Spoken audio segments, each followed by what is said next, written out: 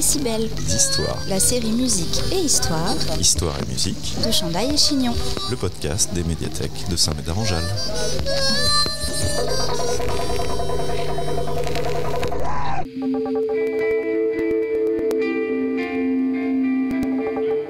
Au sommaire de ce numéro de Décibels Histoire, Claude François, une vedette française, Frank Sinatra, une star américaine, Jacques Revaux, un compositeur en vogue, et My Way, une chanson légendaire. Comme d'habitude.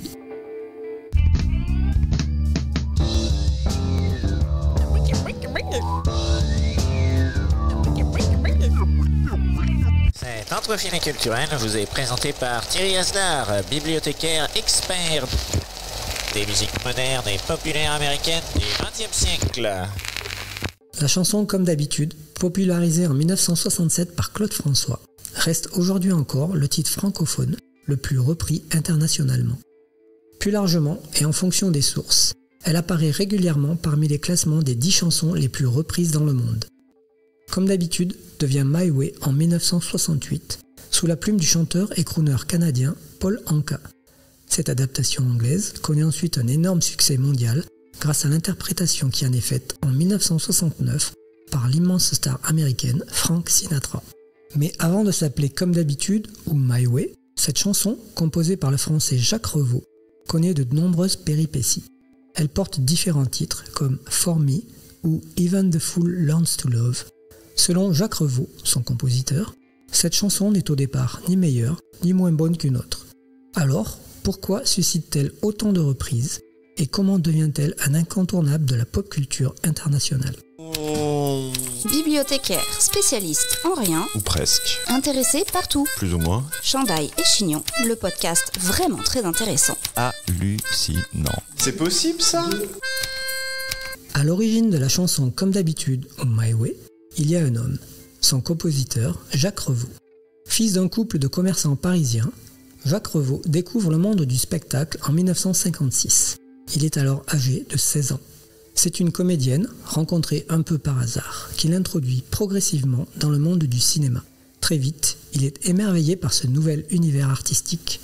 Il abandonne ses études et se destine à une carrière d'acteur. Il prend des cours de comédie et décroche parfois quelques petits rôles de figuration ou de doublage. Pour payer ses cours de comédie, il se produit le soir en tant que musicien et chanteur dans les cabarets parisiens. C'est là qu'il fait les premières parties de Jacques Brel ou Jean Ferrat. Rapidement, Jacques Revaux se rend compte qu'il n'est pas un chanteur particulièrement doué. En revanche, il se révèle être un excellent compositeur. Ce rôle, plus discret, semble parfaitement lui convenir. Il devient donc officiellement compositeur pour la nouvelle scène musicale populaire française. Très vite, les succès arrivent et Jacques Revaux apparaît comme le compositeur en vue du moment. Toutes les vedettes montantes se l'arrachent. Il travaille avec Johnny Hallyday, Sheila et avec Michel Sardou, dont il devient en quelque sorte le compositeur attitré. Il fournit aussi des succès pour Richard Anthony, Charles Aznavour et beaucoup d'autres. Durant sa carrière, il inscrit une bonne centaine de succès au répertoire de la chanson française populaire. Soucieux de ne pas composer la chanson de trop, Jacques Revaux décide de prendre sa retraite après sa 500e composition. Décibels Histoire. La série musique et histoire Histoire et musique. de Chandail et Chignon. Le podcast des médiathèques de Saint-Médard-en-Jalles. L'histoire de la chanson Comme d'habitude, My Way, débute en 1967. Jacques Revaux a alors 27 ans. Il est déjà un compositeur reconnu et très demandé. C'est durant des vacances au ski à Megève, un vendredi matin, qu'il compose à la va-vite 4 chansons pour honorer une commande passée par Norbert Saada, producteur pour les disques Barclay. Parmi ces 4 compositions, une est donnée à Johnny Hallyday, une autre à Petula Clark, une autre à Hervé Villard, mais la dernière reste en suspens. Cette chanson a pour nom de travail For Me, un titre en anglais, car durant cette période, Jacques Revaux a pour habitude d'envoyer ses compositions à Londres pour en faire des adaptations anglaises. À Londres, elle est retravaillée en 1968 par un tout jeune musicien anglais du nom de David Jones, qui en propose une nouvelle version sous le titre Even a Fool Learns to Love, en français, même un imbécile apprend à aimer. Cette version n'est pas retenue, mais David Jones fera ensuite une brillante carrière sous le nouveau nom de scène David Bowie.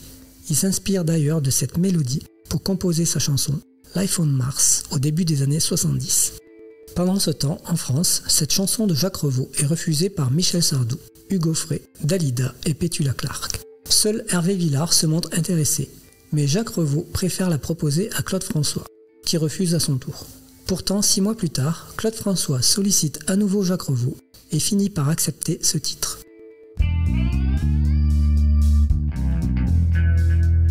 Claude François vient de rompre avec France Gall. Il a écrit quelques mots à ce sujet sur un bout de papier. « Je me lève et je te bouscule, tu ne te réveilles pas ».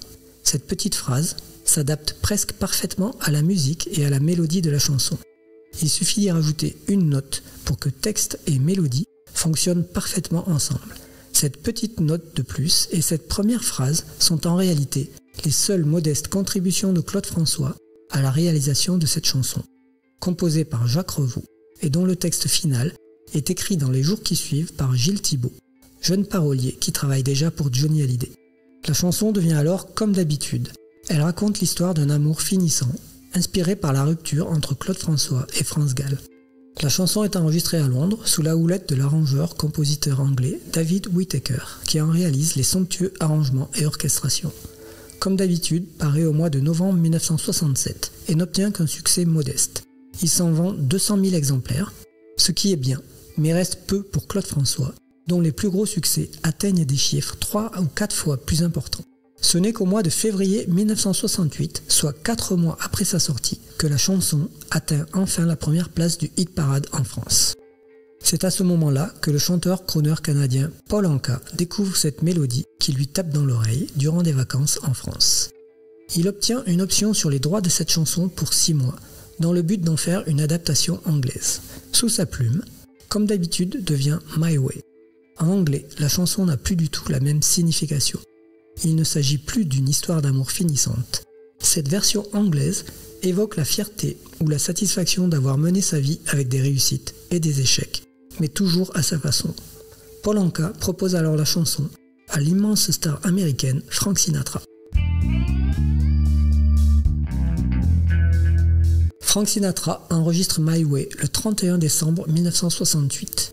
Il veut faire vite, sa famille l'attend pour réveillonner. Il enregistre la chanson en une seule prise et laisse même une légère fausse note à la fin du morceau. Cette nouvelle version est arrangée et orchestrée par le chef d'orchestre américain Don Costa. Le succès est immédiat aux États-Unis. Très rapidement, My Way est reprise par d'immenses vedettes américaines comme Nina Simone dès 1970 ou Elvis Presley en 1973. C'est une des chansons les plus reprises dans le monde, dans tous les styles et dans toutes les langues. De Luciano Pavarotti à Tom Jones, de Nina Hagen aux Sex Pistols, de Ray Charles aux Pogues ou de Kanye West à Sid Vicious.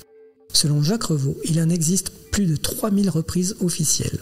Cette chanson à elle seule rapporte plus d'1 million d'euros par an à ses ayants droit, parmi lesquels Jacques Revaux, Gilles Thibault et Claude François, mais aussi Paul Anka, sans oublier les 2 maisons d'édition aujourd'hui dépositaires des droits de ces artistes. Chandail. Chignon, Chandail et Chignon. le podcast des médiathèques de Saint-Médard-en-Jalles. Ouh là là. Si la recette d'un tel niveau de succès était connue, tout le monde l'appliquerait.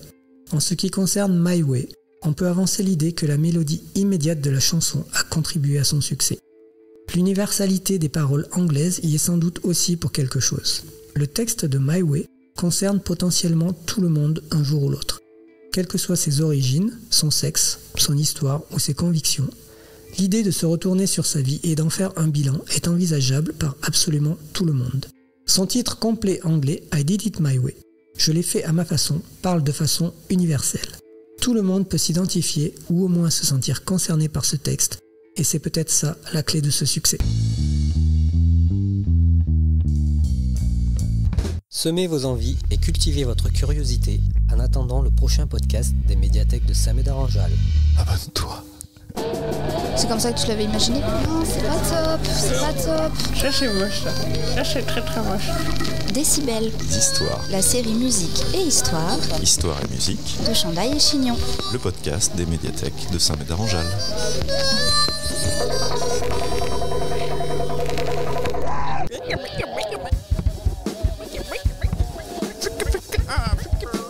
Ah,